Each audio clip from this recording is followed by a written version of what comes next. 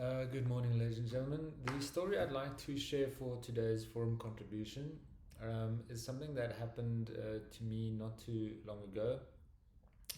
I'd say about a year ago, actually.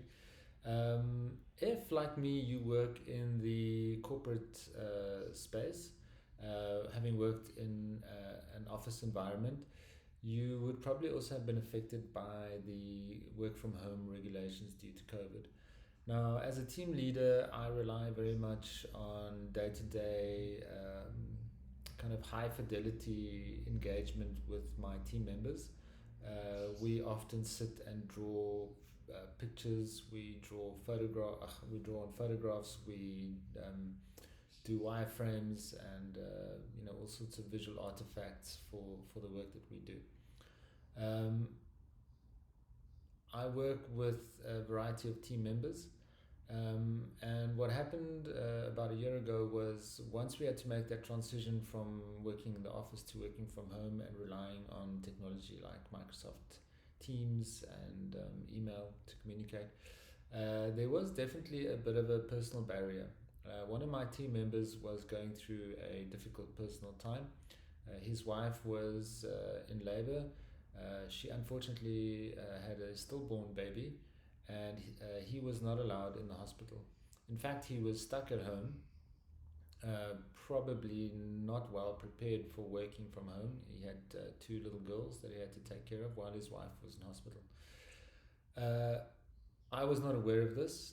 I was a new team member, so I actually didn't, or team lead, I didn't actually know many of the team members that well yet, so I didn't know what his home situation was. We struggled to communicate. I struggled to get the quality of work out of him that I was accustomed to, and I incorrectly sort of assumed that it just had to do with the fact that he didn't want to do work. And um, when I eventually confronted him about this, um, he was at first quite sort of stoic about it. But when I realized that there was an issue at home, I kind of changed my approach.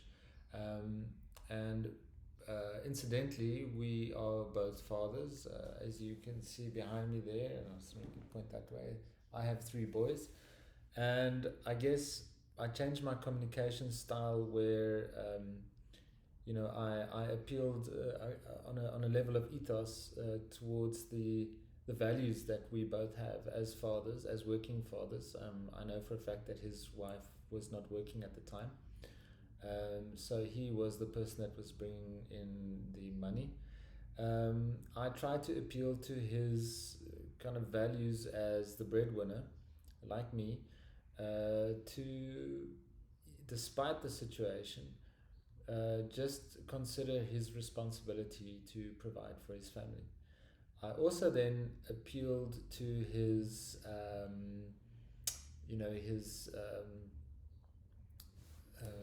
part of being part of the team, to say that we really value his contribution and that he kind of delivers or brings to the team a very valuable skill.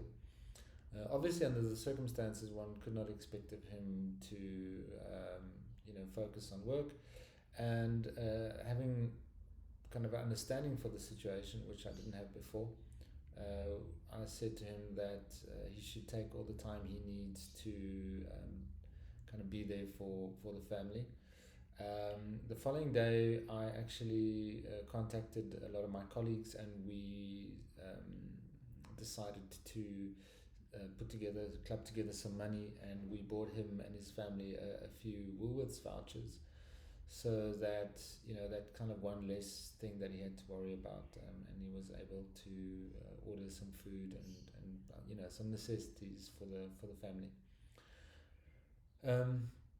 I think also in our discussion, we talked about ways of improving how we as a team work offline, and he actually contributed a very valuable idea, which is still being implemented in our team to this day.